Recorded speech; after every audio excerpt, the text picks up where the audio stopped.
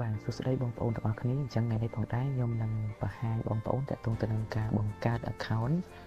Kobo Toolbox អញ្ចឹងដំបូងឡើយបងប្អូនចូលមកកាន់ browser នៅពេលដែលបងប្អូនចូល browser វាយពាក្យថា Kobo Toolbox sign up អញ្ចឹងនៅពេលបងប្អូនវាយពាក្យថា Kobo Toolbox sign up បងប្អូនចុចយក link ខាងលើនេះគឺ kobotoolbox.org អញ្ចឹងនៅពេលដែលបងប្អូនបើកចូលនៅក្នុង tab នឹងដំបូងបងប្អូននឹងឃើញមាន server ចំនួន2ដែល server មួយគឺផ្ដោតទៅលើ Global Kobo Toolbox server និង server មួយទៀតគឺ European Union Kobo Toolbox server អញ្ចឹងសម្រាប់ server ពីរនេះបងប្អូនបង្កើតនៅក្នុង server មួយណាក៏បានដែរគឺវាមានលក្ខណៈដូចគ្នាទេគ្រាន់តែមួយគឺគេចង់ផ្ដោតទៅលើខាង global មួយទៀតគេចង់ផ្ដោតទៅលើខាងប៉ែកអឺរ៉ុបអញ្ចឹងសម្រាប់លក្ខណៈពិសេសពីរហ្នឹងកាលពីដំបូងឡើយគឺវាមានលក្ខណៈខុសគ្នាប៉ុន្តែក្រោយមកឥឡូវគឺខាង Kobo Toolbox គឺ update វាមានលក្ខណៈដូចគ្នាគឺវាអាច storage បាន 5000 submission ហើយនឹងផ្ទុកទិន្នន័យបានចំនួន1G សម្រាប់ Excel របស់យើងអញ្ចឹងជា recommend ខ្ញុំឲ្យ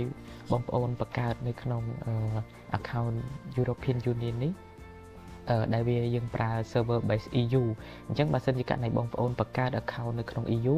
អញ្ចឹងការប្រើប្រាស់របស់បងប្អូនគឺនៅលើ EU រហូតសូម្បីតែការ set up នៅលើទូរស័ព្ទក៏យើងប្រើ EU ដែរតោះអញ្ចឹងបងប្អូនចុចមកកាន់កន្លែង create account កន្លែងនេះ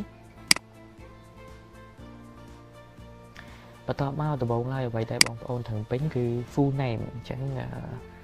full name បងប្អូនពេញឈ្មោះបងប្អូនមក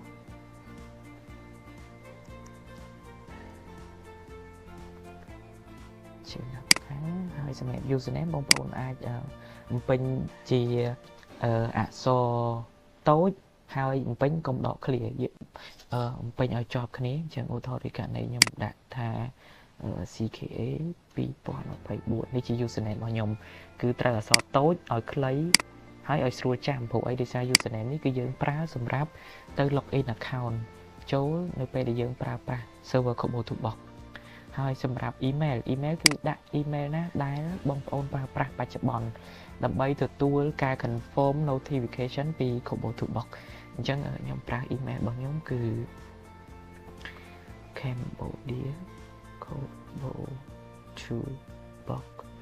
academy@gmail.com សម្រាប់ country បងប្អូនយក Cambodia នេះ Cambodia ហើយសម្រាប់ sector បងប្អូនដាក់អីក៏បានដែរសម្រាប់ organization Thai បងប្អូនដាក់អីក៏បានដែរ website optional ទេបងប្អូនមិនចាំបាច់ដាក់ក៏បានដែរបងប្អូនមើលមកកាន់កន្លែងផ្កាយនេះដោយសារតែវាអត់មានផ្កាយអញ្ចឹងអត់ចាំបាច់ត្រូវការ organization website ទេប៉ុន្តែអ្វីដែលវាត្រូវការគឺ organization name អញ្ចឹងបងប្អូនដាក់ organization name របស់បងប្អូនមកតោះមកបងប្អូន tick កន្លែងនេះបាទហើយបន្ទាប់មកបងប្អូនចាប់ផ្ដើមធ្វើការបញ្ចូល password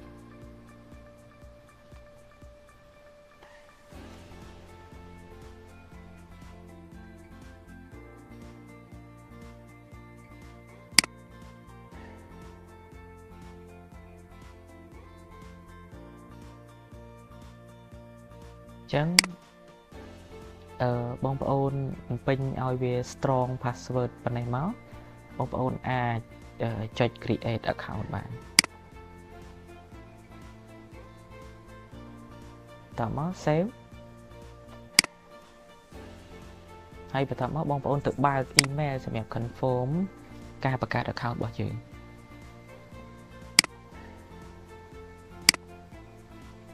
ខ្ញុំ refresh email